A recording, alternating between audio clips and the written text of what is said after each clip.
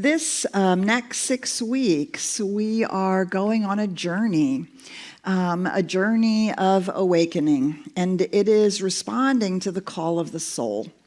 The soul is calling us. The mountains are calling us, the ocean is calling us, our children are calling us, our own soul is calling us to be present, to be available to all that is going on, and to awaken.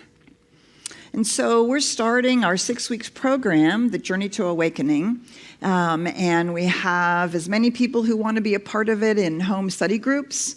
Reverend Patty and I have put together a fabulous program, a fabulous workbook with videos that go with it. So if you are not yet signed up in a home study group, you can still get signed up. You see Reverend Patty, or the link is being put in the chat for you so that we can go on this journey together. So often in the science of mind, in New Thought, in metaphysics, we talk about manifestation, making the life of your dreams, going for it, all of those sorts of things, which is fabulous. This program is an opportunity for us to answer the call of the soul, our soul, the oversoul, as Ralph Waldo Emerson calls it, the call to life, to aliveness, and to awakening, to the awakening of consciousness. So this journey is a journey of our raising of consciousness, growing our awareness, and being more and more awake to what is really going on. Of course, we know that out of that place, manifestation becomes effortless. Dealing with challenges and crisis becomes a little more sane, and our unique way of showing up in the world becomes more present. But it begins with us paying attention and deepening to the call of our soul. Uh-oh. Uh-oh. What happened to all my slides? Oh, no. No slides. Oh, well. No fabulous slides. So there you go. I don't have to play with that anymore. All right. So we're going to start out with some of the words. Some of these words are, we can get into a big semantic challenge around it, or quite frankly, we don't really know what it is that we mean by them. So I'm one of those weird people. I love words. Words to me have flavor and texture, and they have a feeling tone. They produce a feeling tone, or a sense of what it is that we're trying to capture. So I'm going to explore and share with you a possible way that we might understand these words, because some of them we use synonymously, and I think that they point to something. All these words point to something different. So we're going to start out with the word consciousness. We talk about consciousness all the time, right? And to be conscious. And what do we mean by consciousness? And so one of the most amazing things that is going on today is astrophysicists and all kinds of quantum physicists and many scientists are looking either out into the universe or into the subatomic realm, and they say, I see consciousness looking back. Not God looking back, not a deity, consciousness looking back. And I think that what is it? What are we trying to get a hold of with this idea that consciousness is looking back? And it is that which the Hindus have talked about for 10,000 years. Consciousness sleeps in the rocks, waves in the grass, moves in the animal, and awakens in the human being. And I would say, and anywhere else that self-awareness is awakening. Consciousness is the fabric of the one infinite reality. It is both its aliveness and the intelligence that we see when we look at a flower. Did you see the full moon last night? Oh, man. Okay, there is no way on earth that you can tell me that beauty is somehow random. Because some atoms, knocked into each other, right? Or when our granddaughter was born, or your child, right? Or your beloved pet. There's such aliveness, and there's such an unbelievable order and intelligence to the universe itself, to nature, that is constantly seeking what? It's seeking aliveness, isn't it? It's constantly presencing itself, whether it's one of those trees that's grown out of the side of a rock, or the flower that's blooming, having broken through the concrete, right? Consciousness. So I think of consciousness as really the state of being. I think it's my favorite description of the one infinite reality. Consciousness, aliveness, and intelligence. And we seek to be conscious of it, right? We are conscious of our consciousness, our own aliveness, and more or less our intelligence. Right? Or when the ways in which we're not behaving intelligently, we're behaving out of old patterns or false beliefs or old ways of thinking about it. And Einstein says this: no problem can be solved from the same level of consciousness that created it. So we can't solve the problems in our own lives, or quite frankly of the world, racism, sexism, climate change, any of that, right? We can't change it from the consciousness that created it. So we have to stand in a different state of being. We have to stand in a different state of aliveness and intelligence to move in the world differently and to bring healing not only to our own lives, but to the things that are facing us today.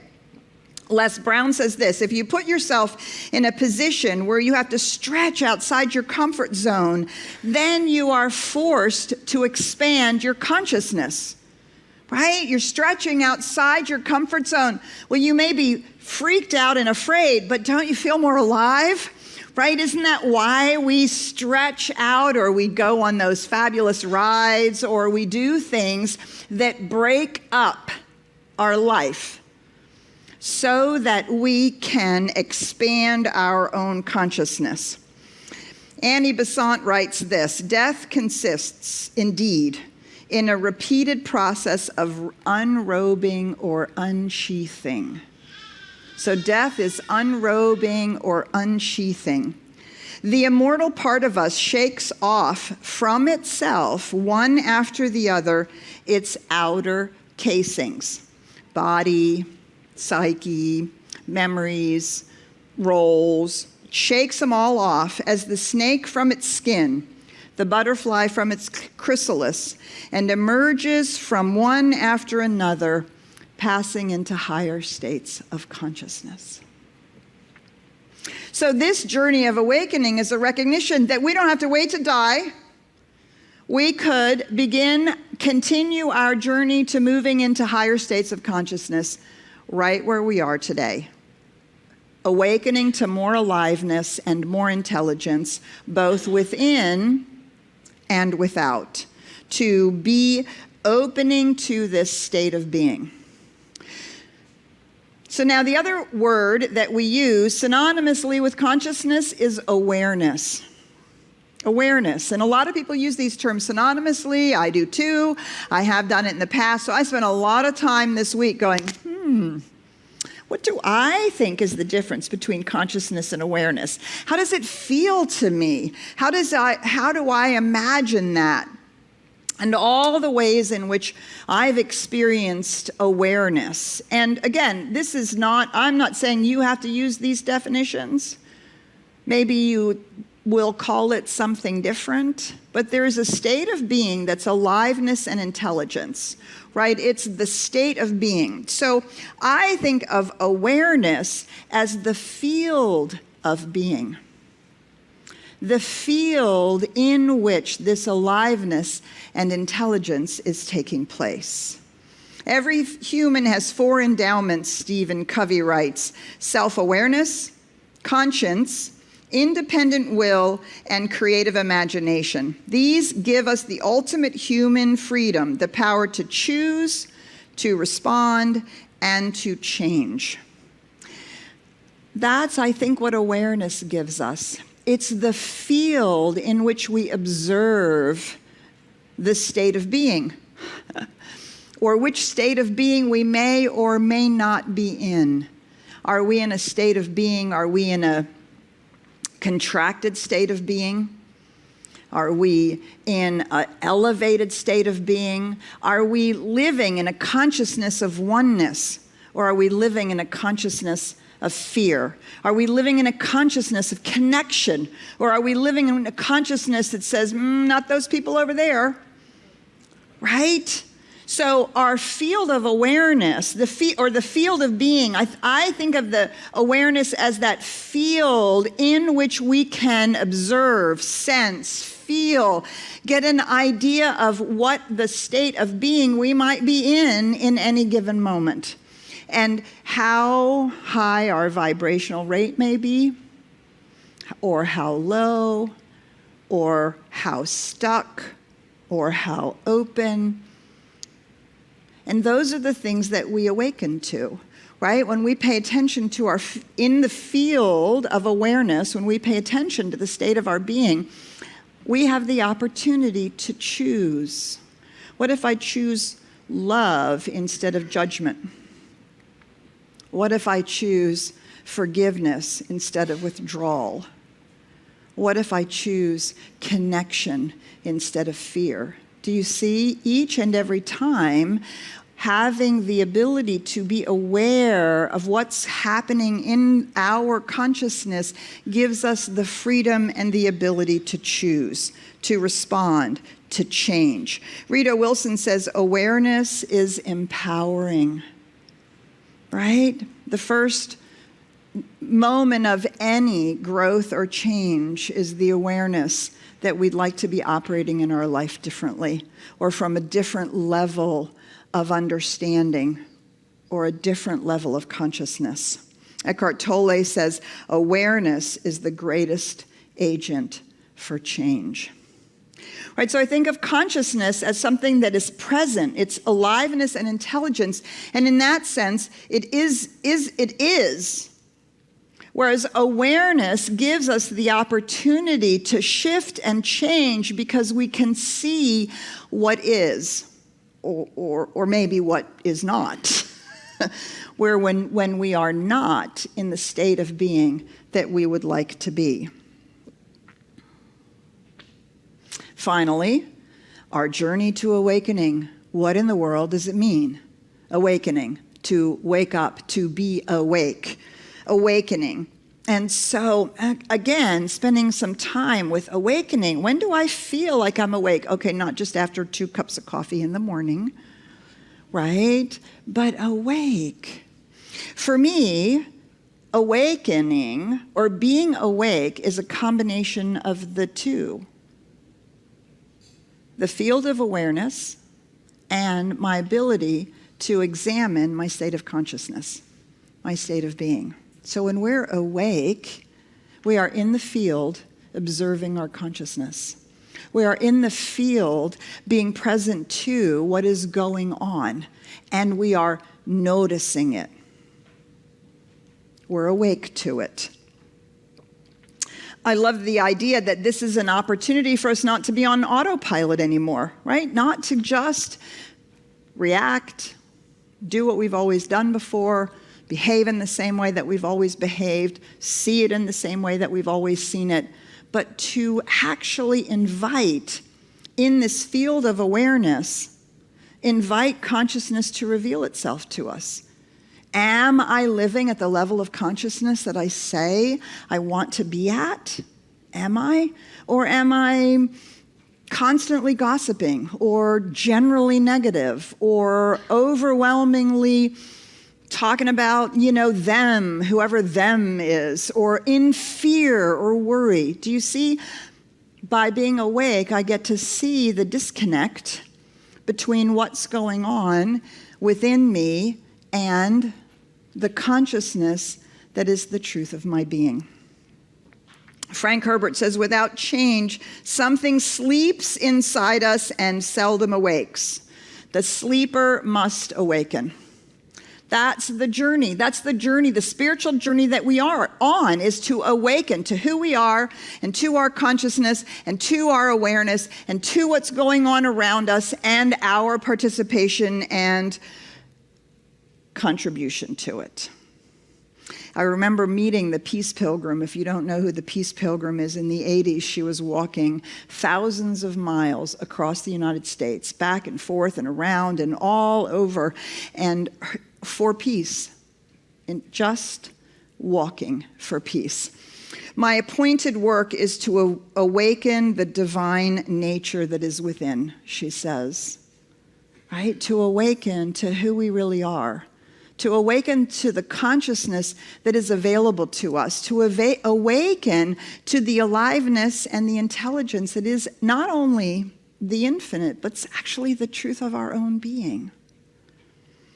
So if I think of as consciousness as the state of being and awareness as the field of being, I think of awakening as being becoming.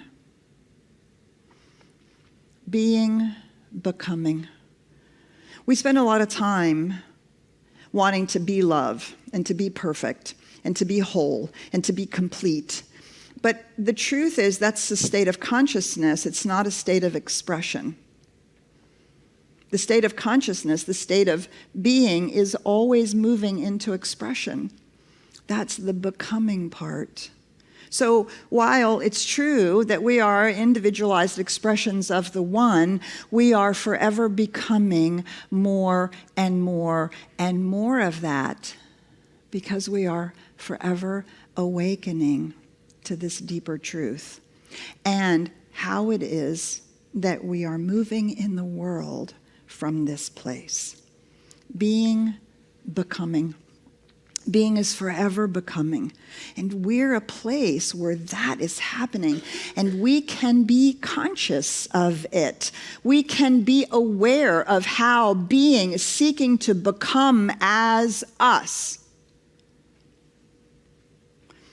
Which takes us to our soul that is calling us to become, in form, in life, in expression, the beingness that we are.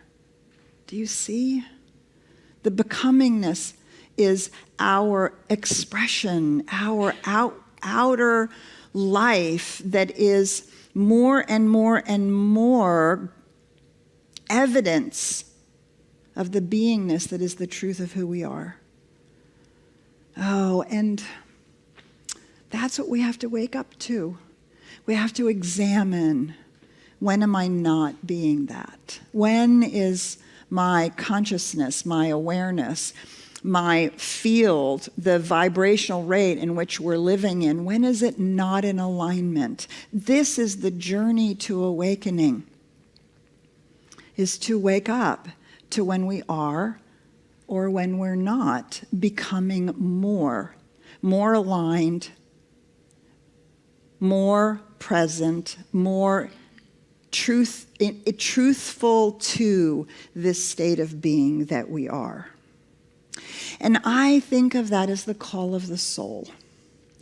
So I'm going to give you another set of words in the science of mind, we have a very weird way to use the word soul, right? If you've taken any classes, you know that we have a very strange and odd way to use the word soul. And to confuse you even more, for this particular program, we are not going to use that definition. We're going to go back to a more commonly understood idea of the soul, which in the science of mind, we tend to use the word spirit for, right? Spirit as the essential truth of our being, that state of being which is our consciousness, the aliveness and the intelligence, the state of being of who we are. And we tend to use spirit. We use universal spirit for the macrocosm, and we use spirit for this essential nature. The challenge with it, for me, as I have observed and walked this path for many, many, many, many, many years, is that spirit is always upward. We're always looking to become more spiritual.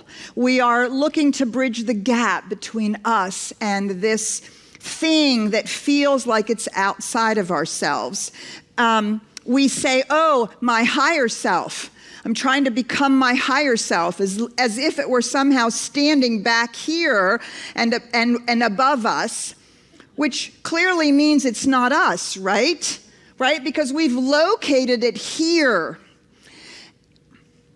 There's another way that we can think about this is that there's a whole, complaint that so many of us in a Western culture, we live from our head up, right? We're all about the head because of science, and we're analyzing everything, and we're intellectualizing everything. And so then we say, well, we're going to live from the heart, which is great, but now we're only living from here up. And everything is pointed upwards. It's all about light and enlightenment. But if you are a student of the chakras, you understand that the heart chakra is the center. And there are 3 up, and there are 3 down, 3 below.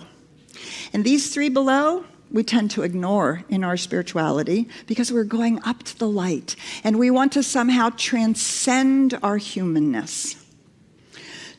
I realized as I was playing with these words, when I think of the call of the soul, I think of our embodied nature, our embodied presence.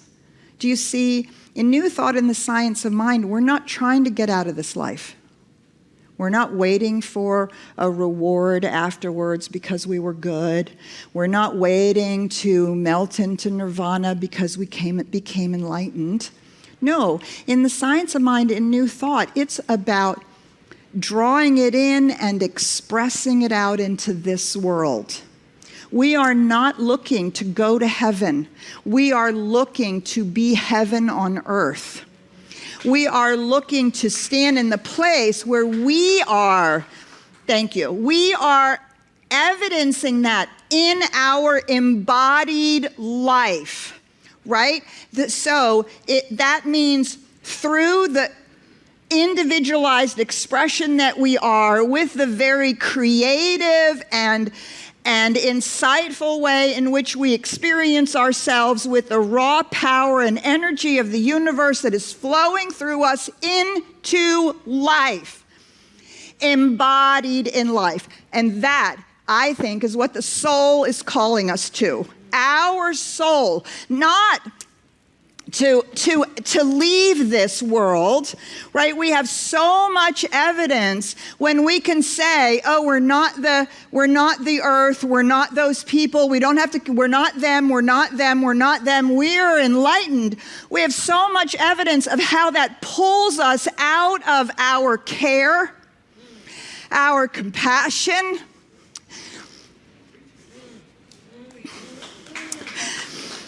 and that has to stop.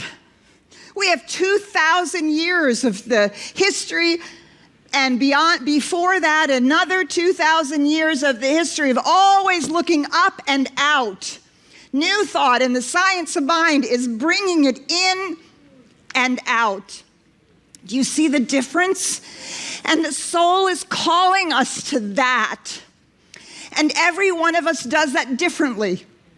Every one of us. You see, that's the uniqueness of the way aliveness and intelligence is showing up here as this whole being. And our field of awareness is our willingness to see, am I alive? Or am I trying to get away from it? Am I willing to be in it? Or do I just want to be unbothered by it? Withdrawal is not the same as spiritual detachment. Spiritual detachment is our willingness and ability to take the spiritual truth, heart, head, and awareness into our embodied spirituality. And it is to this that I believe our soul is calling. And so we get to ask ourselves, are we living that call? And I feel like it's two directional. On the one hand, it feels like there is something within us, right, that is urging us to be more of ourselves, yes? Right? And that's the soul calling us to be more of ourselves. Did you see my fabulous shoes?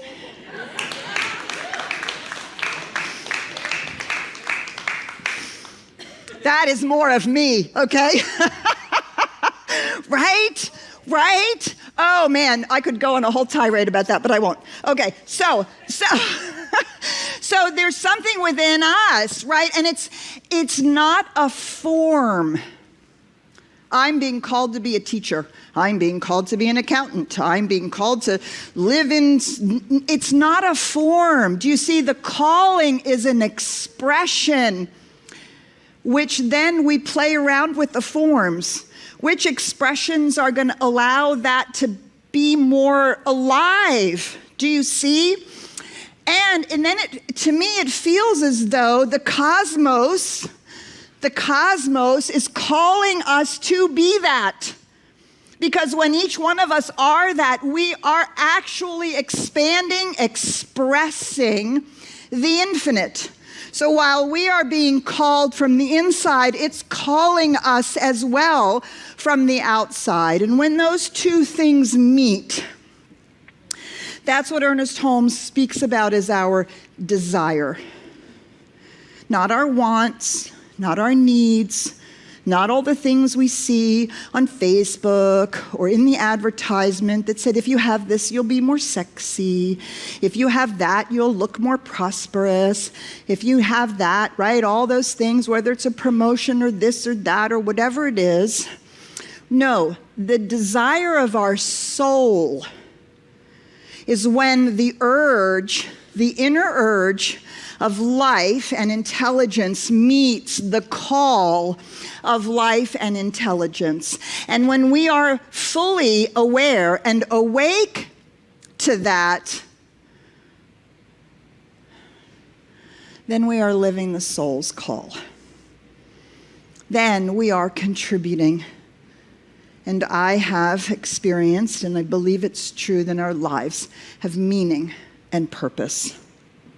Ernest Holmes says, desire is the irresistible urge toward self-expression.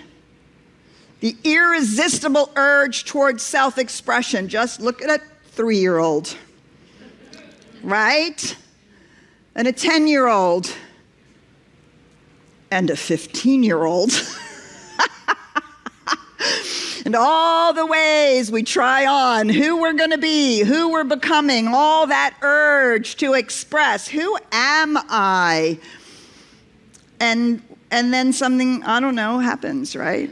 We become householders. We got to have a job and make the money and raise the kids and pay the mortgage. And what we want to do is stay awake. Even in all of that, stay awake so we can feel the call, the inner call and the outer call. Ernest Holmes goes on to say, half-hearted wishing must not be confused with desire. Half-hearted wishing must not be confused with desire. Our wishing is always capricious. We long for one thing today, and tomorrow our attention is directed elsewhere. Desire is that something which impels us to reach out and take our own. Not waiting for whatever Spirit wants to lay on me. Spirit is already here, and it's already moving as this soul right here saying, reach out and take what is our own. That is that aliveness. This is the divine urge, which operating as law produces energy, and energy must find an outlet. This is why suppressed desire often produces discord and discomfort. This is why we are doing our mental health weekend. So much of anxiety and depression and trauma results in an inability to express, and that expression is turned inward, blocked, or repressed. And it needs an outlet. And that outlet is the state of your being becoming free, becoming awakened, and becoming more of who you have come here to be, which is why we're doing this weekend, and I highly invite you to come. So this call of the soul is this two-directional, inner and outer. Something is calling us to our expression, and something within us is urging us to do that. And that is the universal and the individual meeting in its fullness. To awaken to this call is to sense and feel where the universe and the individuality that we are meets. Do you see? It's not just, I want to, have coffee. I want to go here. I want to do this. I want to be famous. I want to blah, blah, blah, whatever. Do you see? It's where the universal and the individual has met. Where does it meet? It meets in the heart. That's where it meets, right? Lower and upper, embodied in the world. So, Journey to Awakening. We're going to be looking at some maps of consciousness. We're going to be exploring how we're moving through those maps of consciousness. We're going to be looking at the 4 states and stages of consciousness. We're going to be looking at the levels of consciousness from David Hawkins' work, and how we can move our state, our vibrational rate up so that our consciousness moves up with it, how we become more aware of these things. We are going to be looking at a restatement of Maslow's hierarchy of needs, which is, again, an understanding that truthfully what brings meaning and purpose to our lives is an embodied spirituality, not a spirituality that is seeking to withdraw or become detached from our lives. Well, that was fun to do without slides. Okay, So I want to close with this poem. This is from the Bouquet of Stars. I can't go back. Somebody can tell me. Harkin? No, I don't. I'm going to read the poem and then say that again. Harkin, right? Yes, Shalane Harkin, right? Tracy Brown is in this book. Her poems are in this book. This is, I'm going to close with this. It's entitled Awakening is Messy. Right? We already all know that, don't we? Awakening is messy. You don't transcend into some paradisical, elitist inner garden. It doesn't perfect you. You first come into all the reasons you've so wanted to stay asleep. And there are many very good reasons. We awaken to all the reasons we so wanted to disassociate from our bodies, those storehouses of pain and God. To enter through either of these doors is to have stripped from you the illusion of smallness. Sleeping was relatively painless in its numbed way. To awaken, really, is to begin to feel. As we feel through more pain, we feel more compassion. Awakening is bit by bit coming out of denial around all the reasons you needed to wield that terrible tool of othering. Because so much was unbearable inside our own self. Awakening is diving into the cracks in our hearts rather than mortaring them.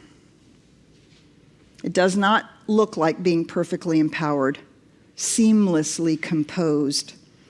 It's to commit with all your heart to no longer take out your helplessness on anyone else.